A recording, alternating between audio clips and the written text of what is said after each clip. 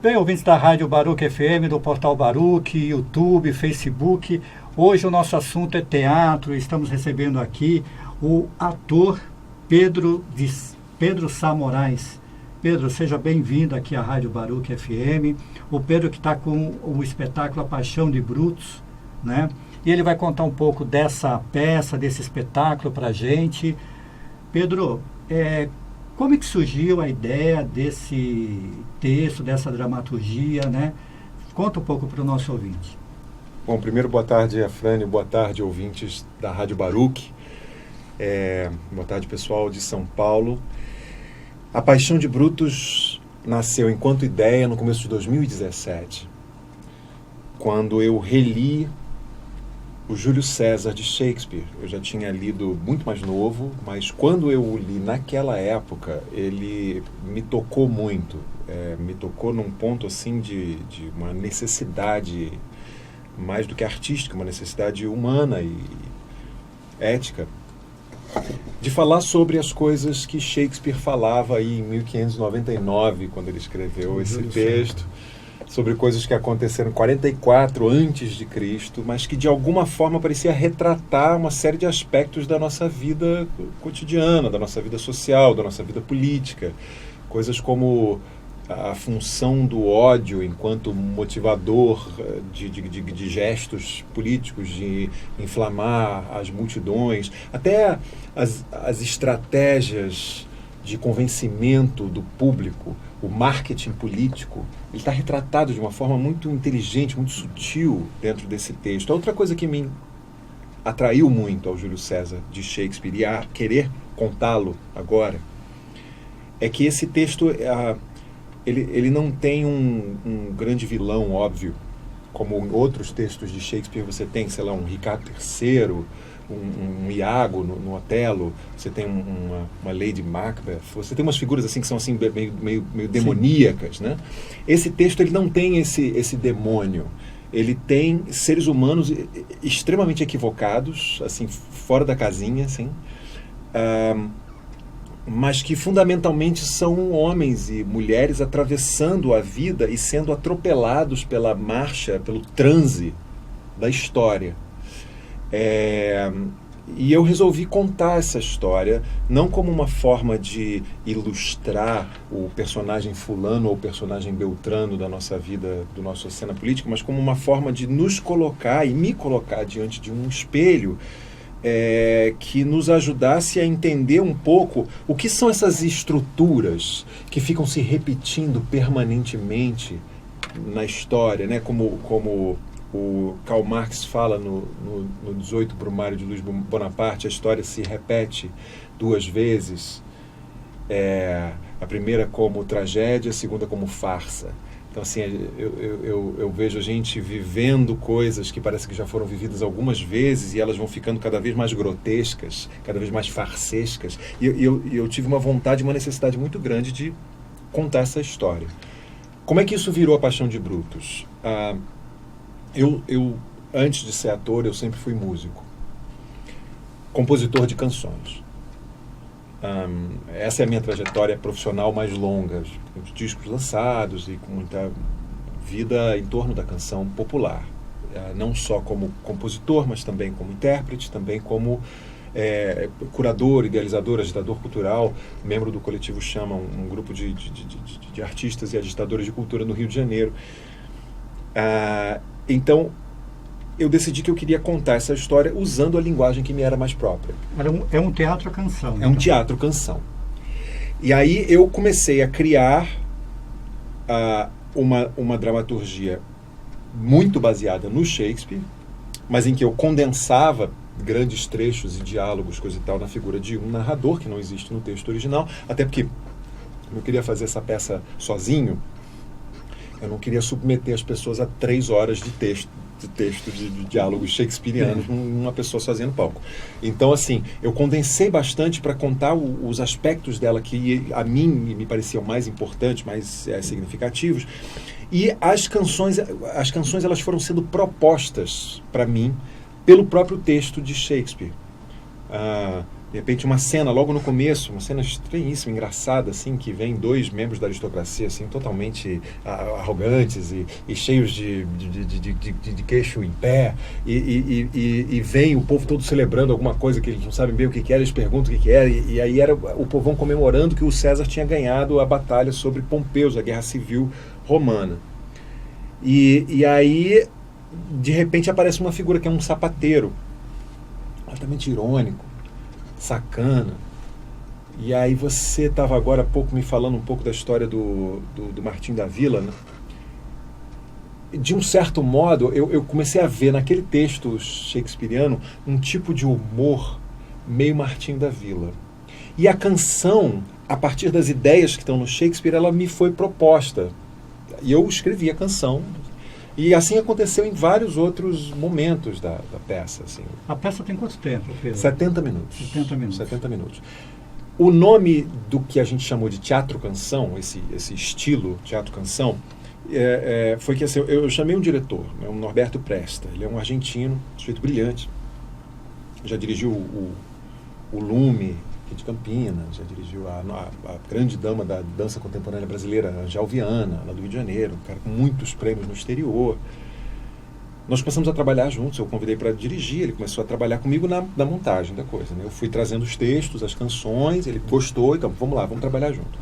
Lá pelas tantas, um dia a gente estava tomando um café, saúde, e a gente parou para perguntar, vem cá, qual é o nome disso que a gente está fazendo? A gente ficou assim, como é que é o nome disso? Será que isso é um musical? Falou, não, gente, mas sim, até é um musical, mas quando a gente fala a palavra musical, o que as pessoas entendem imediatamente tem uma certa estética, uma certa grandiloquência, um certo aparato. E a música é predominante. E a música é predominante, assim,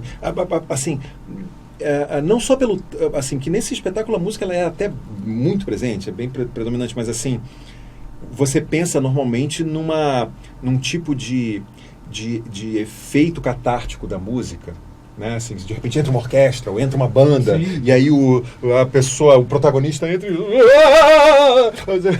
as pessoas começam a cantar assim, às vezes o texto... Então assim, você tem o musical, ele propõe certos pressupostos estéticos, assim. Mas o que a gente estava fazendo não era exatamente isso, a gente estava lidando com uma forma de criar uma narrativa cênica. Isso tem muita contribuição do Norberto, em que a distinção entre aquilo que é música e aquilo que não é música é uma distinção muito tênue, porque quando não tem música tocando, quando eu não estou tocando violão, cantando canção, mesmo assim, as minhas falas elas são conduzidas por um sentido musical. E esse sentido musical ele vai através de um sentido musical, assim, tipo um ritmo, alguma coisa que às vezes só eu estou ouvindo, mas aquilo me conduz em cena, aquilo que gera uma espécie de dança, uma espécie de movimento, assim. E isso puxa a canção, que puxa o texto, que puxa o narrador, que puxa o diálogo, que puxa a outra canção, coisa e tal.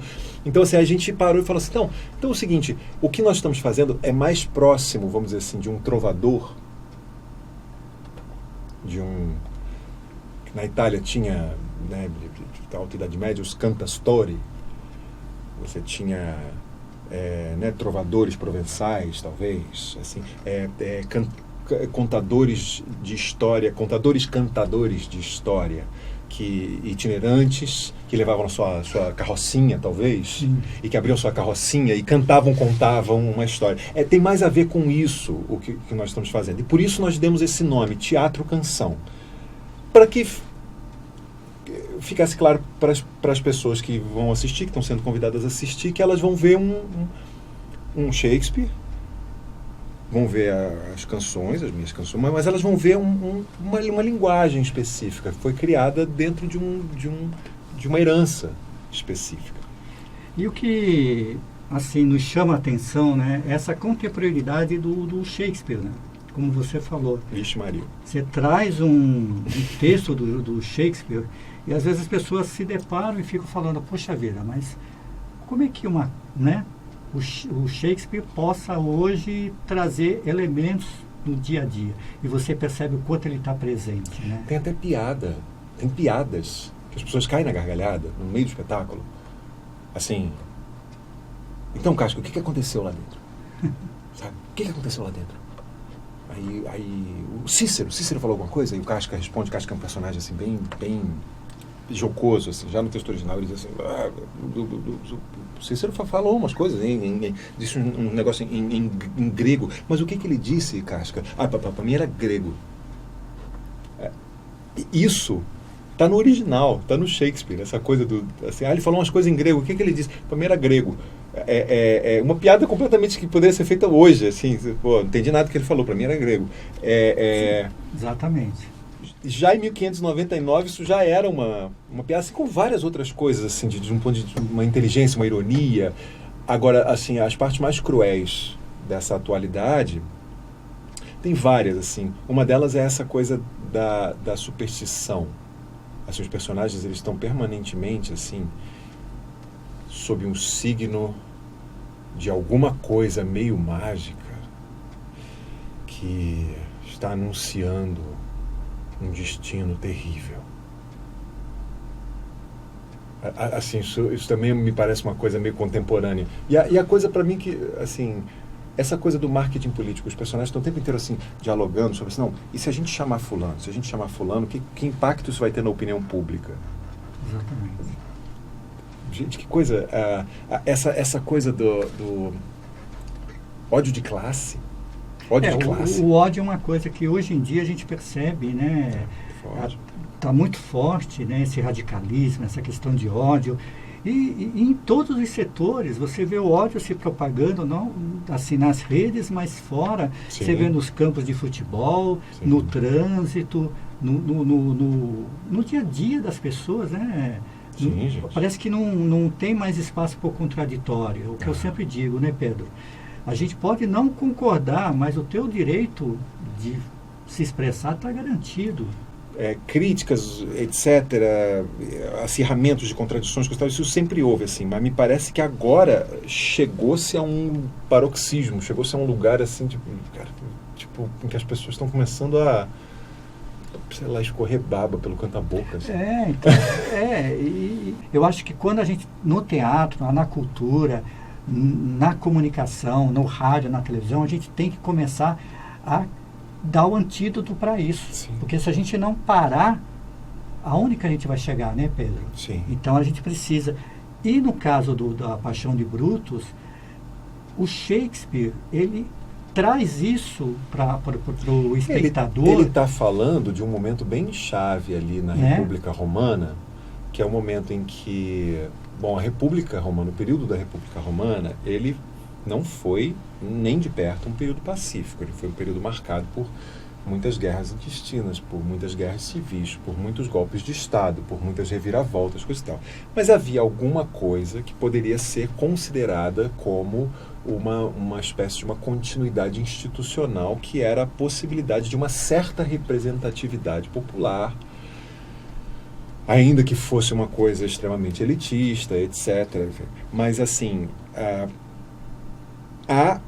o grupo de políticos e homens notáveis que se reuniu para assassinar César era um grupo de aristocratas, era um grupo de pessoas que viam com muito maus olhos a ascensão de César a um espaço de uma quase tirania, um espaço ditatorial, e particularmente políticas esposadas por César, que é difícil avaliar assim o quanto que era substantivo, mas assim, ele pelo menos jogava para uma plateia de populares. Ele era um cara, o César vinha de uma família nobre, mas ele defendia interesses de pessoas que não eram nobres, que não eram os chamados, olha como as coisas se repetem, homens de bem. Os homens de bem eram os nobres, eram aqueles que eram herdeiros dos seus títulos nobiliários. Então, assim, ao César, ao defender os interesses dessas pessoas que não tinham seus títulos de nobreza, que não tinham suas heranças, coisa e tal, ao defender o aumento da distribuição de grãos para essas pessoas, ao defender que os soldados voltando da guerra teriam direito às suas pequenas terras ao redor da cidade, etc., ele começava a desagradar muita gente. Então havia um componente econômico. O personagem Cássio, que é o principal articulador, assim, ele tem uma série de falas dentro do texto de Shakespeare que traem um ódio classista. É uma das compreensões possíveis, né? Mas que traem uma coisa assim, esse cara, ele está... nós precisamos defender os nossos iguais, ele fala para Brutus. Então, assim, esse movimento que buscava restaurar uma espécie de status quo, que, sabe, uma espécie de velha república, ele imediatamente deflagrou uma grande guerra na qual a República Romana acabou, e o que começou a partir dali foi o Império Romano, com os imperadores que começaram a adotar para si mesmos o nome de Césares. E que foi um período que marcou, assim, enfim, o período final de Roma como grande potência mundial, assim. Então, assim, esse movimento de tomar a justiça com as próprias mãos, e eu faço uma pausa para que as pessoas pensem no que será que eu estou falando, eu não vou dizer, pelo menos não agora. Ele é um movimento extremamente perigoso, porque ele leva a uma avalanche de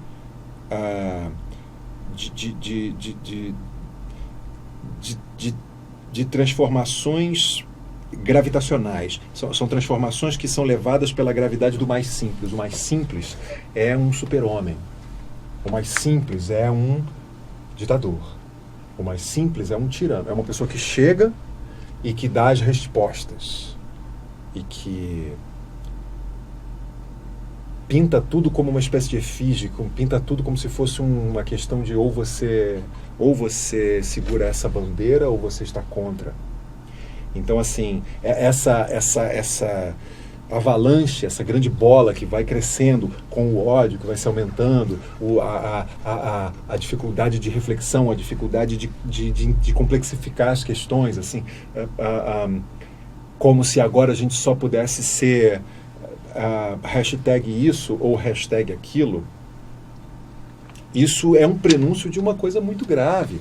Então, assim, a gente poder refletir sobre isso, poder se deparar com isso, poder dar uma pausa de 70 minutos nesse processo, ainda que seja, é uma das razões pelas quais eu faço esse espetáculo.